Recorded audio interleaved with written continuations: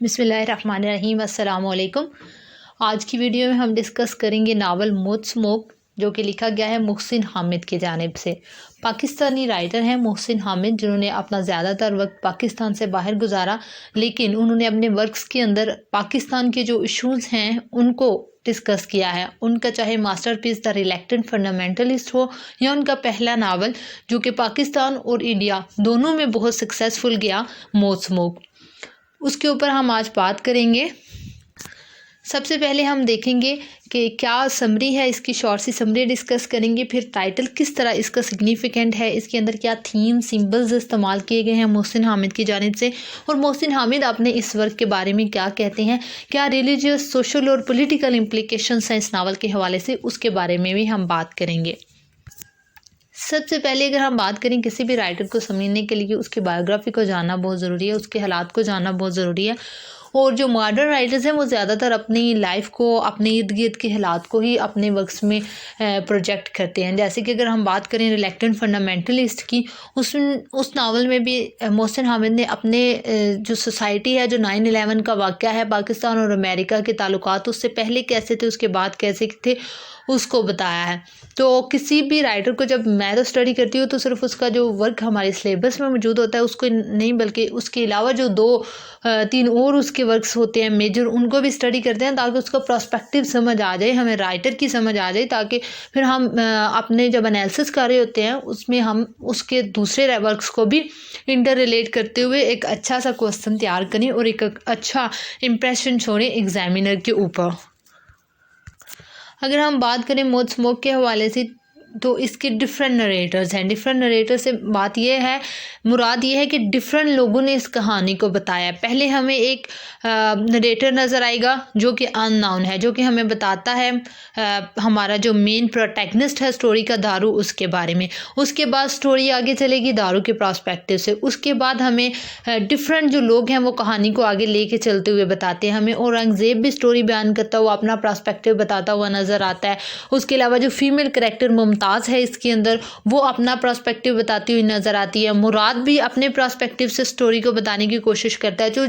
जो एक चीज़ उसने बयान की है कि एक ही बात को डिफरेंट नरेटर्स की जानिब से उसने सामने लाने की कोशिश की है, जिससे इसके अंदर ऑब्जेक्टिविटी आती है और डिफरेंट पर्सपेक्टिव से एक ही बात को समझने की हमें मदद मिलती है। कि जब एक शख्स कोई बात कर रहा होता है तो जाहिर सी बात है जब हम भी आपस में बात करते हैं तो अपनी गलतियाँ, अपने वो मसाइल और अपनी वो चीज़ें बयान नहीं करते, बल्कि दूसरे की वो सारी गलतियाँ और वो सारे पर्सपेक्टिव से देख रहे होते हैं। लेकिन जब हर एक एंगल से उसने इसको देखा है तो हमें तमाम लोगों के जो नज़रियात हैं उनको समझने में मदद मिली है और डिफरेंट व्यू पॉइंट हमारे सामने आया है। रिलेक्टेंट फंडामेंटलिस्ट जो उनका नावल है उसमें भी यही सीन है कि एक अननोन नरेटर की जानिब से स्टोरी नरेट की गई।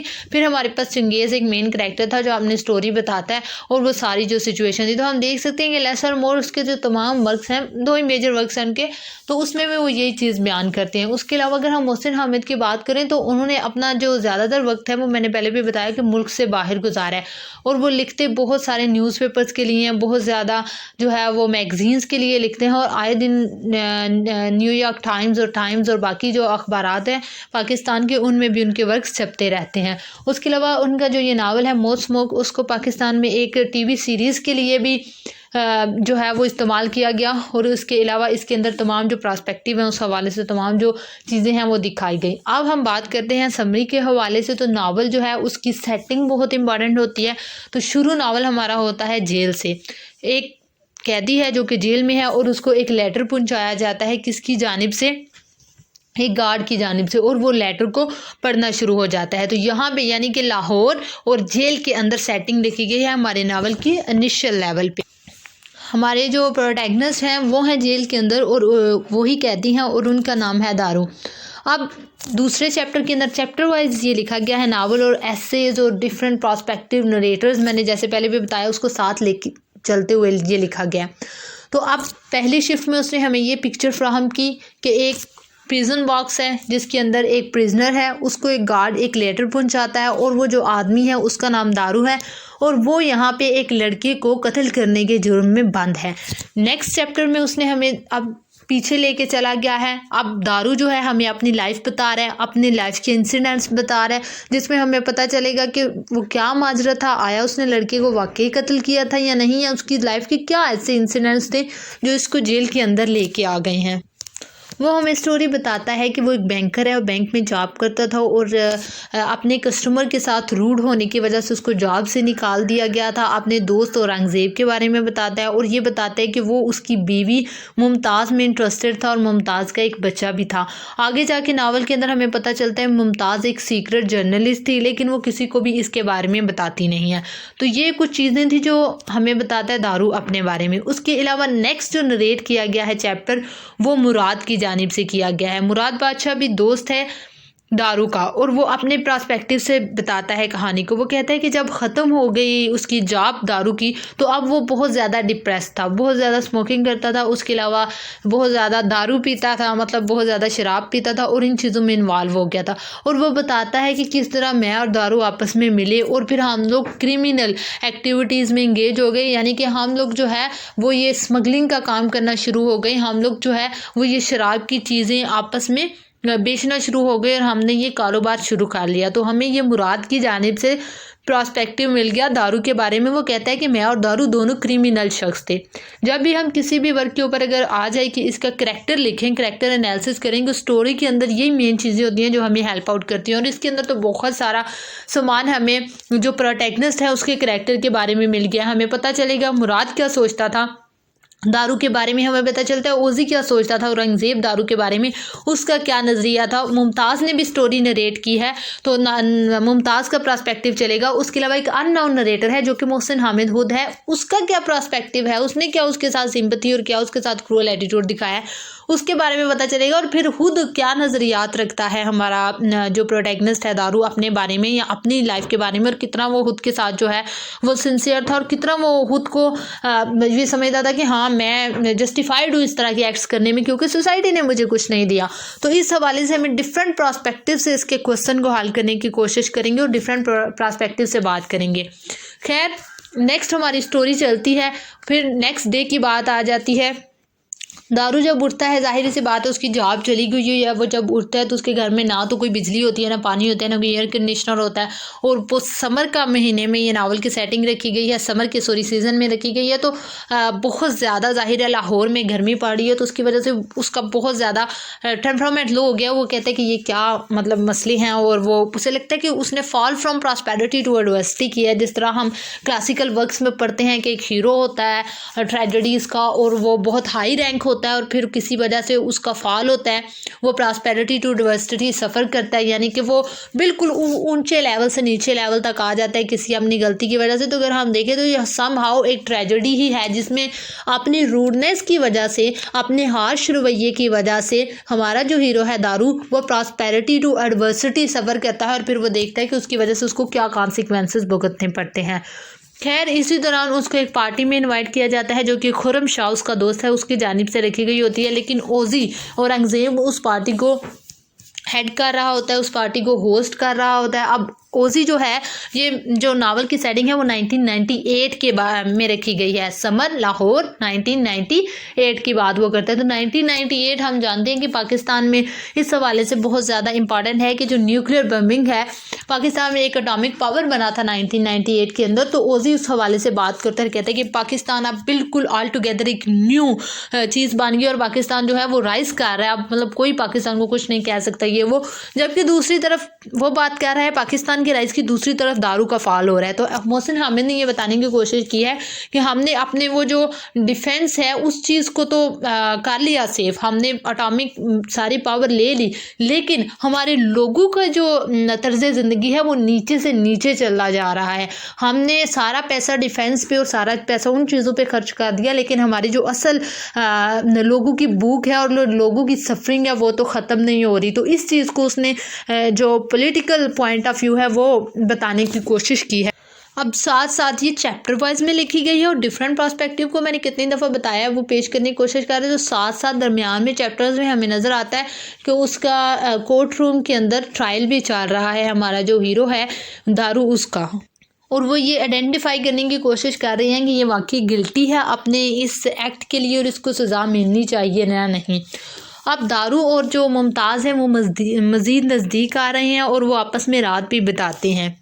इसी दौरान अब हम जंप करते हैं अपने मेन जो क्लाइमेक्स है स्टोरी का उसकी तरफ, कि जो दारू है वो मिल के मुराद के साथ अपने जिस बैंक से उसको निकाला गया था उसके अंदर वो डकैती करने की कोशिश करता है और वहाँ पे एक लड़के को शूट कर देता है। और इसी दौरान जो औरंगज़ेब है वो अपनी गाड़ी से बड़े हाई फाई तरीके से जा रहा होता है, एक बच्चे को शूट कर देता है, सॉरी एक बच्चे को हिट कर देता है और वो बच्चा गिर जाता है, जिसको दारू जो है वो अस्पताल लेके जाता है। और दूसरे दिन दारू के घर में पुलिस आ जाती है। अब दोनों एक्ट सेम टाइम मतलब में हुए थे और अब दारू को समझ नहीं आ रही कि मुझे किस चीज़ के लिए पकड़ने आया, डकैती के लिए, उस लड़के को शूट करने के लिए, किस चीज़ के लिए। लेकिन आयरनी ऑफ द सिचुएशन ये है कि ना तो वो उसको डकैती के लिए पकड़ने आए हैं और ना ही वो उस लड़के को शूट करने के लिए, बल्कि वो तो उसको पकड़ने आए हैं कि वो जो लड़का उसने उसको हॉस्पिटल पहुंचाया था जिस बच्चे को, यानी कि उसको उस एक्ट के लिए, उस चीज़ के लिए पकड़ा जा रहा है, उस क्राइम के लिए पकड़ा जा रहा है जो कि उसने किया ही नहीं है।